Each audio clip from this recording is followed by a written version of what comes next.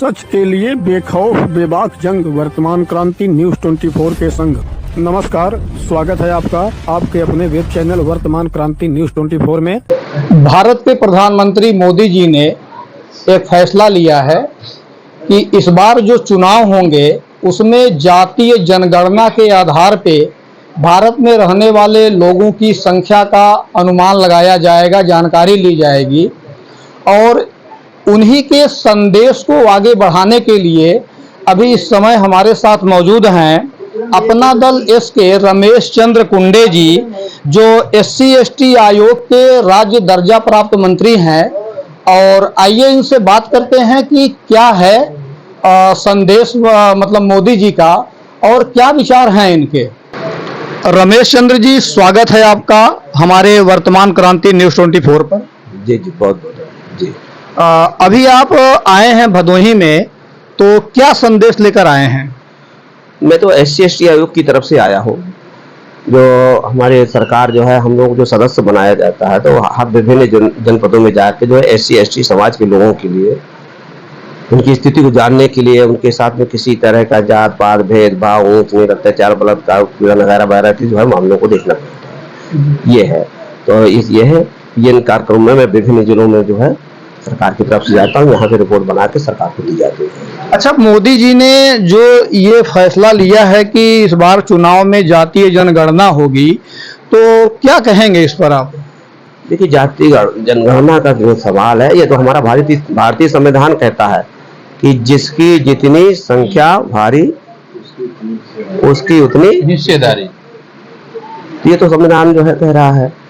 और हमारा जो पार्टी का मूल एजेंडा ही था, अपना दल इसका डॉक्टर सोमेश्वर पटेल जी ने पार्टी बनाई थी, ये उस पार्टी के जो संविधान में मूल एजेंडे में जुड़ा है कि जिसकी जितनी संख्या भारी उसकी उतनी हिस्सेदारी, चाहे वो नौकरी में हो या राजनीति में हो या शासन सत्ता में, उसको बराबर मिलनी चाहिए। और आज हम अपनी पार्टी की तरफ से, अपने नेता की तरफ से, अपनी पार्टी की तरफ से जो है माननीय जो है प्रधानमंत्री जी को बहुत बहुत जो है आभार व्यक्त करते हैं।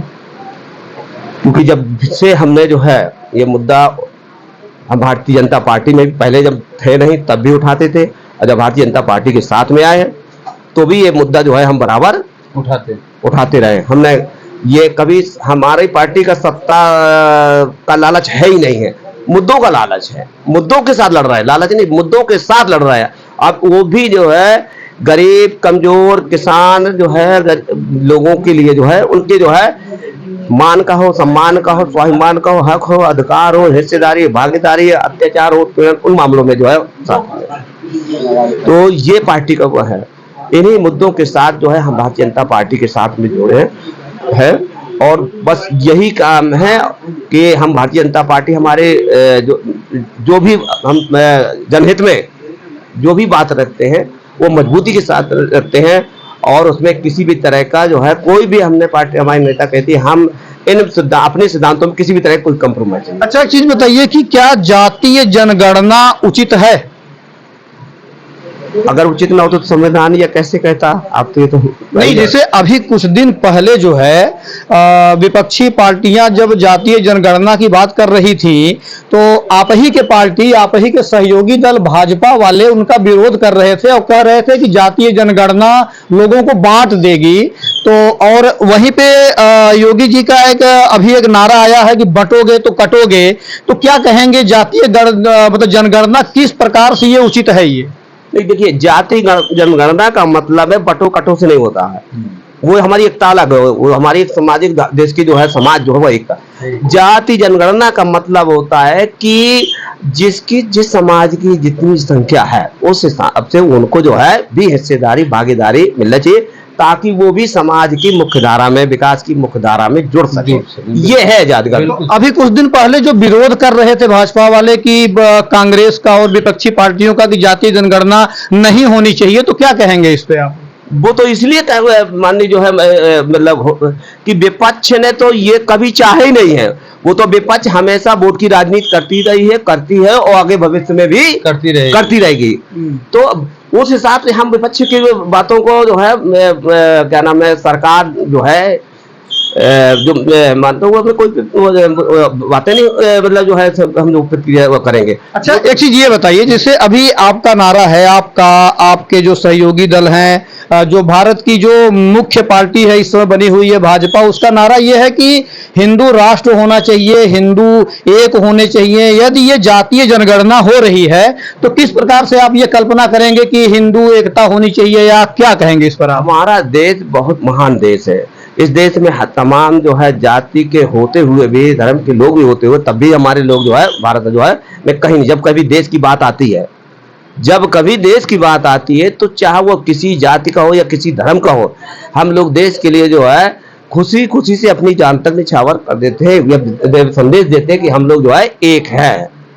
तो इसमें कोई जो है जो जनगणना में मैंने कहा नहीं, वो जनगणना केवल जाति के लोगों को हिस्सेदारी भागीदारी के माध्यम से समाज में जोड़ने के लिए है, इसमें ऐसा कुछ नहीं है।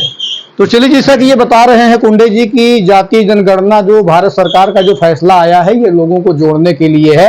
और एक आखिरी सवाल कर लेते हैं कि अभी आप यहाँ पे आए हैं, क्या संदेश देना चाहेंगे जनता को? मैं तो जो है यही कहूंगा कि देखिए जनता को कि हम जहाँ रहते हैं हम सब भाईचारे के रूप में रहना चाहिए, सब लोग हम भाई भाई हैं। दूसरी बात, आपकी अगर सही मायने में कोई बात उठा रहा है, चाहे वो मान की हो, सम्मान की हो, हिस्सेदारी की हो, भागीदारी की हो, तो सिर्फ और सिर्फ मुझे लगता है कि अपना दल यश ही उठा रहा, अपना दल यश की नेता ही माननीय बहन जो अनुप्रिया पटेल ही उठा रही है। सही में उनके अंदर किसी भी तरह का ऐसा कोई लालच नहीं, कोई स्वार्थ नहीं, कोई ऐसा भी नहीं है कि हमें जो है ये बनना है वरना।